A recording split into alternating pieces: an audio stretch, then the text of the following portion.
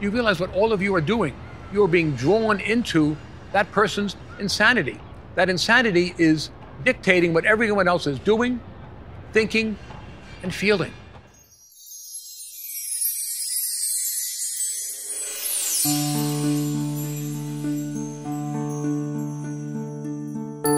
One virus matters: our ego. Our fallacy that we can claim ownership of right and wrong. Clever deceit is still tempting us. That truth is nothing more than a feeling.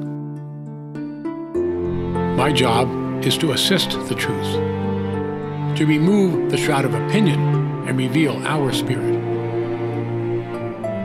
The battle for our souls is now. My name is Monsignor Cantuzanu. Game on. Are you happy with what's going on? I gotta be honest, I don't know anybody who is not stressed out, who is not worried. We're still in the middle of this pandemic, although we're gradually coming out of it. All you gotta do is turn on the news and you see how divided our country is. And we have a presidential election coming up in the fall. So I don't know anybody who is at peace.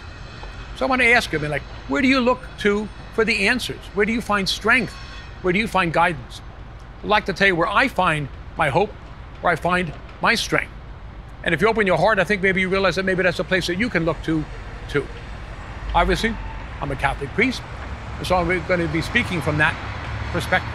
And one of the tools we have in the church is the Bible. And I'm sure everybody has a Bible in their home. I don't know if everybody reads it or not. I hope you do, because there's a lot of guidance in here. And I think a lot of people are afraid of it because they don't understand it, or maybe more importantly, it's a little challenging and hard to live by. But before we get into the Bible, and I'm not going to give a whole Bible lesson, I'm actually going to only read 2 sentences.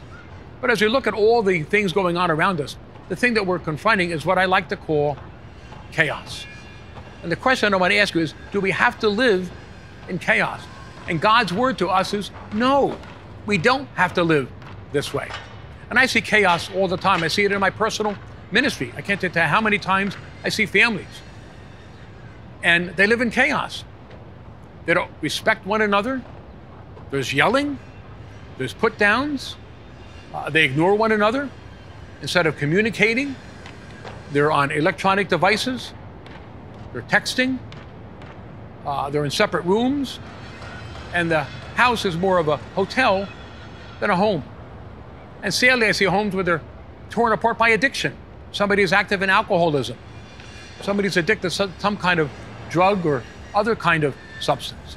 And out of the families, we see that in our streets. We see division, we see chaos, people hurting one another, disrespecting one another. And that climbs up the ladder, and we see it all around us, chaos. And the question is, do we have to live this way? Is that the new normal? And not just I say no, God says no. Not only does it have to be that way, God doesn't want it to be that way. And he tells us in his word right from the very beginning. And I'm only going to read 2 verses from the very first book of the Bible, the book of Genesis. You may have heard this, you may have read it before. In the beginning, God created the heavens and the earth. The earth was without form and void, and darkness was upon the face of the deep.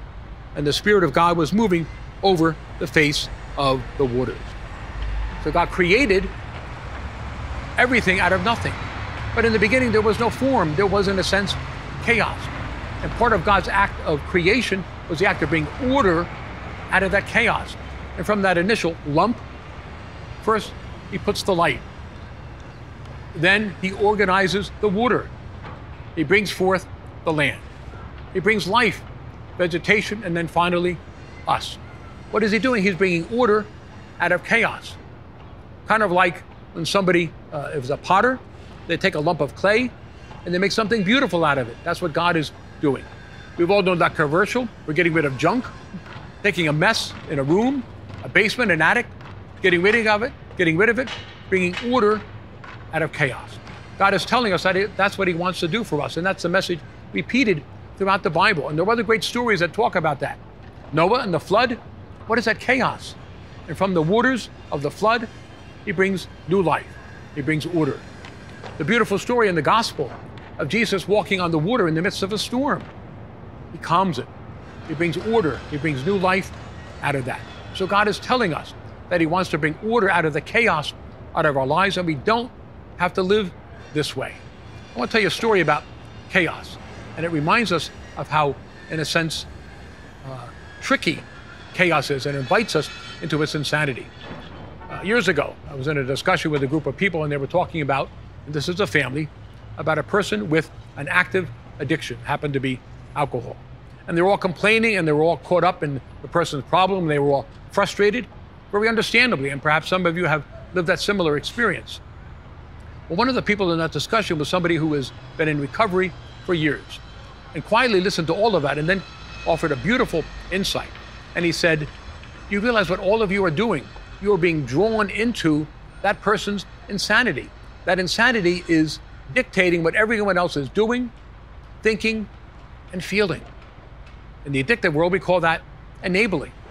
And with that beautiful insight, he was telling us we don't have to live in chaos. And you look around us, as I said, in families, in our communities, in our nation, and in our world.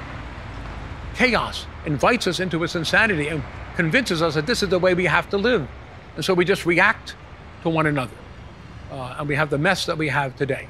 But God's word is we don't have to live this way, and God doesn't want us to live that way. So right from God's word, we have another way to live. So I'm going to say more about that next time.